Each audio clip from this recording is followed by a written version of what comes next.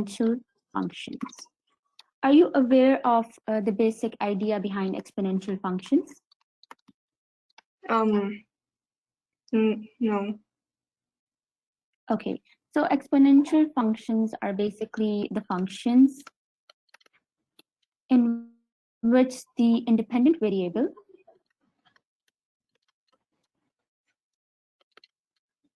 is an exponent.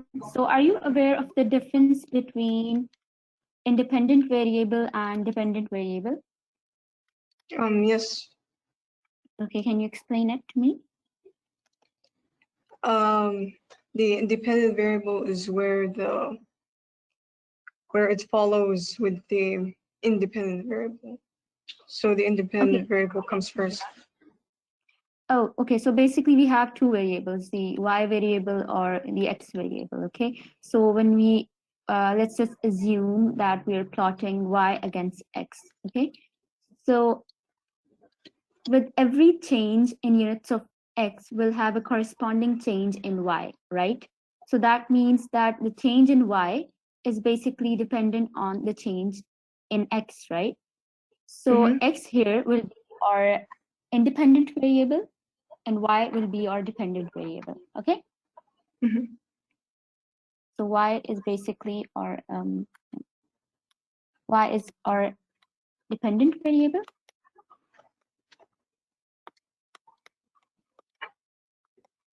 and x is independent variable. So independent variable is basically any variable that you can change the values of, and then you can observe the corresponding results in the values of y. Okay, so let's go back to exponential functions. So are you aware of the term exponent? Yes. So what is it? It is like the power something. Yes, exactly. So when you have a function, for example, okay, so this term is usually, it denotes y, okay? So y is equal to, for example, 2 raised to the power x. So x right here is the exponent, okay? And 2 is our base, okay? So this is the basic equation of exponential functions.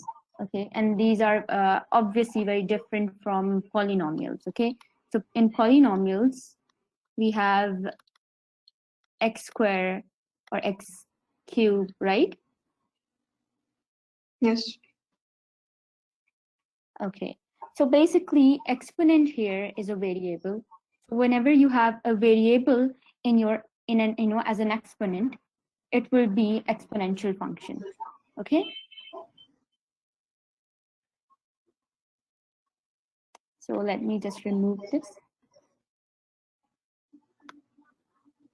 Okay, so some examples of exponential functions can be 10 raised to the power x, or we can even have fractions in place of whole numbers. So we can have 1/2 raised to the power x. So the basic rules behind exponential functions can be that the base always has to be positive.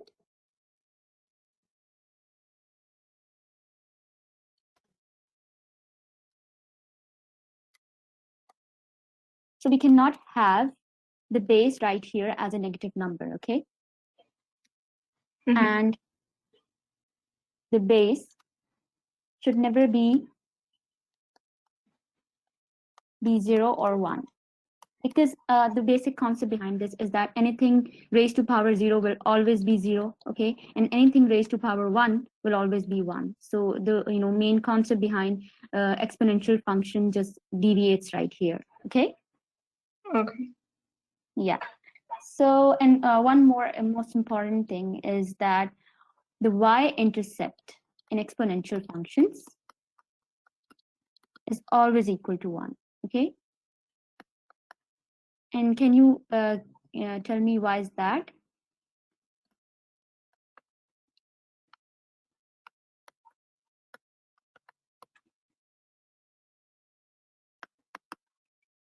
Do you have a basic idea why the y-intercept is always 1? Can you hear me? Yes, I can hear you. Okay, so let me just explain it. For example, you have whenever you're calculating the value of y-intercept, at that point, your x will always be equal to 0, okay? So let's just substitute the value of x is equal to 0 in our function. So 10 power 0 will always be equal to 1. So anything power raised to the power of 0 will always be equal to 1. So in that case, our y-intercept in any exponential function is always equal to 1. Okay? Okay. So let me just, further explain it by plotting a graph.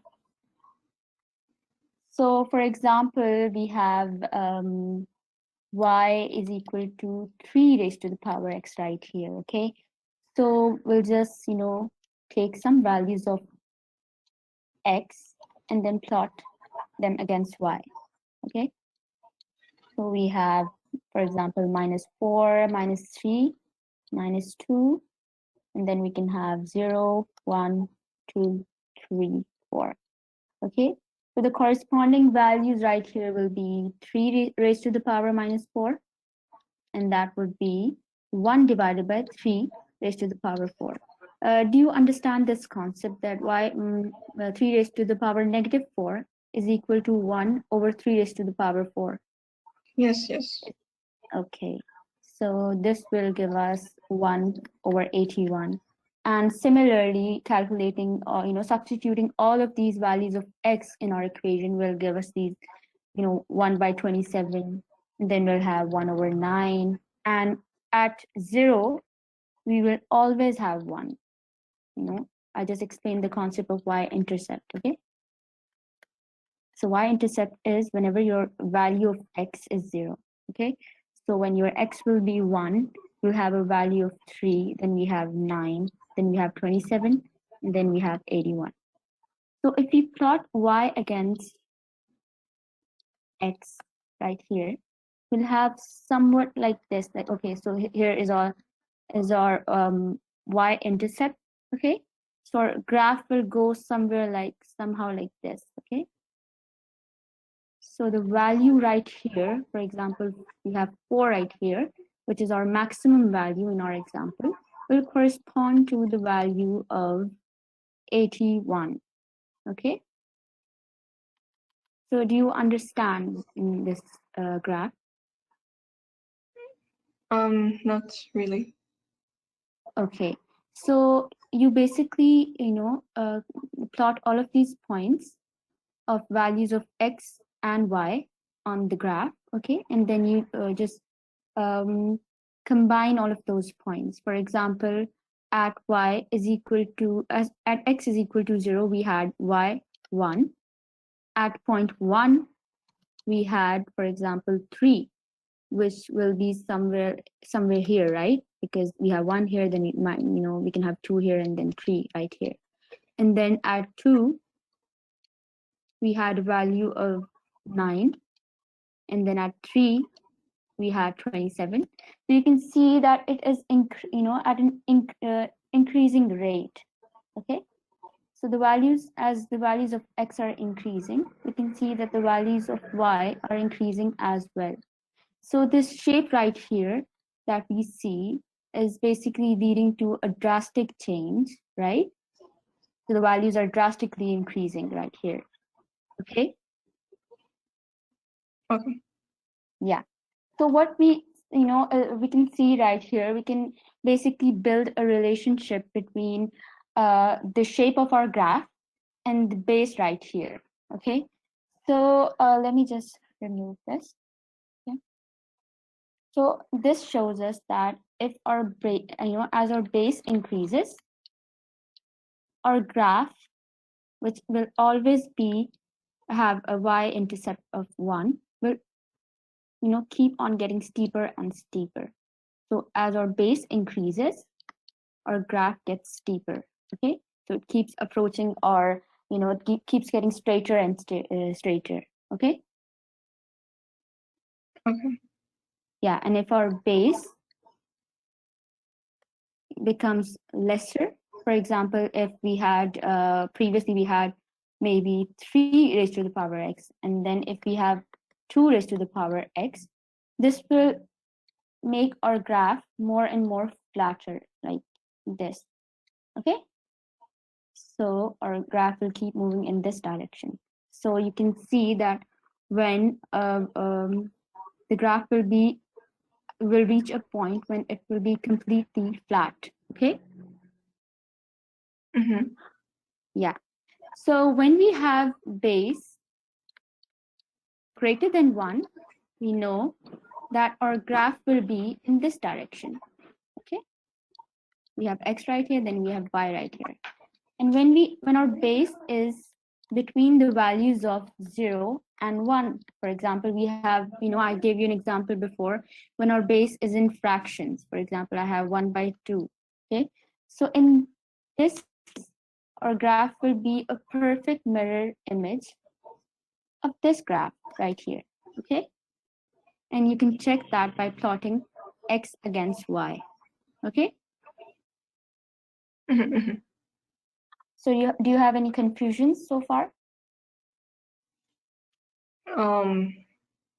The first one that you made, the base, which is high, like I Yes. couldn't really understand that really. Like, Okay. So for example, let me just plot the values for you and it will help you better understand. So for example, you have y is equal to, so you have y is equal to 2 raised to the power x, and then you have y is equal to 3 raised to the power x. Here our base is greater, and here we have a lesser number, right? So let me just plot both for you, okay? So here we have x against y, and then it is going to cross right here at this y-intercept, okay? Now let's take a point, let's just take a random point 3, and let's just substitute the value of x is equal to 3 in our equation. Y is equal to 2 raised to the power 3, which gives us 8. Yeah, exactly, 8. And then we plot the same graph right here, okay? And then we substitute the value of x is equal to 3 in the same equation. Y is equal to 3 raised to the power 3, and that gives us 27, right? Yes. Okay, so if we plot, both of these values, we'll see that the graph of y raised to the power, y is equal to 3 raised to the power x will be much more steeper than this one. Okay, for example, we have 27 right here. Okay, so 27 is obviously a very greater value than 8 right here. Okay, so our graph will go somehow like this. So it will be much steeper than this graph right here. Okay. Okay. Yeah. So now do you understand the comparison of what happens when the value of our base increases? Yes. Yes. Okay. Okay. So we have, a common example, somehow we're given word examples of how our exponential functions work. For example, are you aware of chain letters? Letters that we receive, which we need to pass on to other people, okay? So for example, 10 people are given some letters, 10 letters, okay? So they're asked to forward those letters to 10 other people, for example, okay? So in week 1, we have 10 letters, for example, we have 10 people holding the letters, okay? So they'll be sending those letters forward, okay? So they'll be sending to 10 more people, okay? So in week 2, we have week 1 right here, and then we have week 2. Those 10 people will be sending the letters to 10 more people, right? So our total sent letters would be 100, right? And in week 3, we would have those 100 people will be sending, each of them will be sending 10 letters to different people, right? So we'll have 1,000 letters. So this basically shows us a relationship that, this shows us a general pattern that if we denote our week by n variable, okay, so 10 raised to the power n people would be receiving the letters, right?